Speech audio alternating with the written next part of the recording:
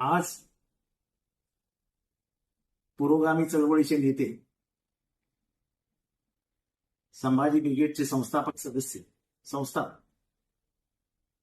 आणि विचारांची लढाई लढणारे,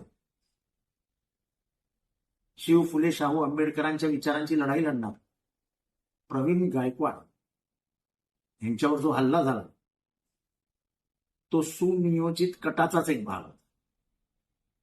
गेले अनेक दिवस प्रवीणदादा गायकवाड यांच्यावर पाळत ठेवली गेली होती.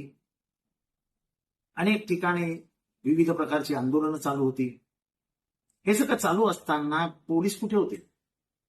प्रवीणदादा गायकवाडांची गाडी येते, त्या गाडीवर थेट हल्ला होतो, त्यांना गाडीतनं खेचण्याचा प्रयत्न होतो. नशीब त्यांचा जीव गेला. ज्या पद्धतीचा हल्ला झाला त्याच्यात तर त्यांचा जीव घेण्याचाच प्लॅनिंग होतं. म्हणजे काय काय इशारा काय द्यायचा आहे तुम्हाला?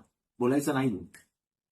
दाभोळकर बोलले आम्ही मारलं, कळबुर्गी बोलले आम्ही मारलं, पानसरे बोलले आम्ही मारलं, दाभोळकर बोलले आम्ही मारलं. ही भाषा आहे का?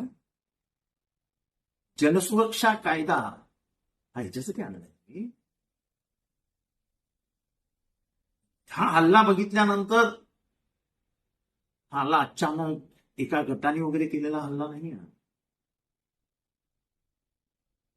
हा सुनियोजित कटाचा भाग. ज्या विचारांविरुद्ध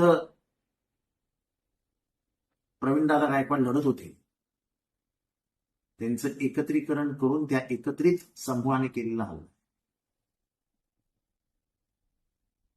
चारवाकापासून माऊलीपासून तुकारामापासून गांधीजींपर्यंत असं छळत 5 वेळा हल्ले झाले गांधींवर. अखेरीस त्याची हत्या केली.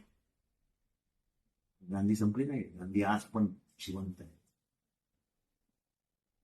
या हल्ल्याचा निषेध करावा तेवढा थोडाच आहे.